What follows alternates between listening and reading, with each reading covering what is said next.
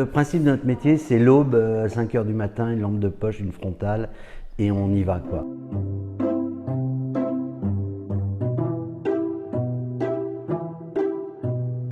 Je suis Philippe Jacquier. Je suis Marion Jacquier. On a créé ensemble une galerie de photographie il y a à peu près 20 ans, spécialisée dans la photographie d'amateurs et d'anonymes. On chinait des photographies, elles viennent essentiellement des marchés aux puces, des brocantes. On en vendait. Et puis, avec Marion, quelquefois, pour des raisons un peu qu'on ne sait pas vraiment définir, on les mettait de côté, on les mettait dans des boîtes. Ça s'est fait de façon complètement intuitive. Cette collection représente quand même 10 000 images. Toutes, elles ont été trouvées une par une, dans une pochette, dans une boîte à chaussures. C'est ça qui est génial, parce qu'on ne sait pas ce qu'on cherche, on n'a jamais su ce qu'on cherchait, mais quand on la trouve, on sait que c'est ça.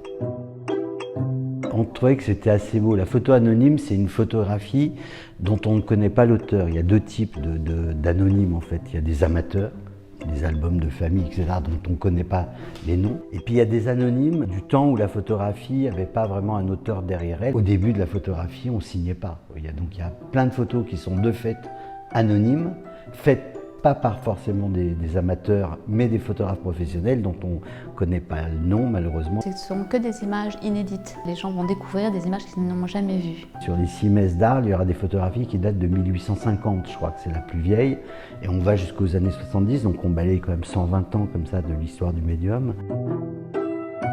Comme la galerie ne fonctionne plus, on a recréé l'espace qu'on va avoir à Sainte-Trophime avec des scotch de couleurs, etc., qui nous a permis d'imaginer une scénographie. On a toute une salle sur l'obsession.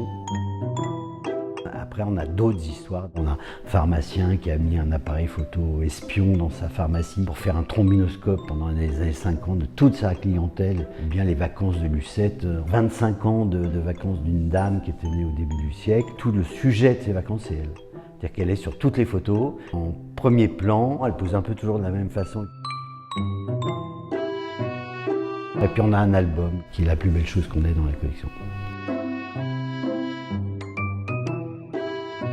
Donc à partir du 7 juillet, voilà, il y a un lieu pour voir des images un peu extraordinaires, c'est Sainte-Trophime. On aimerait bien effectivement que les visiteurs, visiteuses aient le même plaisir qu'on a eu nous à réunir toutes ces images, à les trouver, à les réunir et à les mettre en lumière.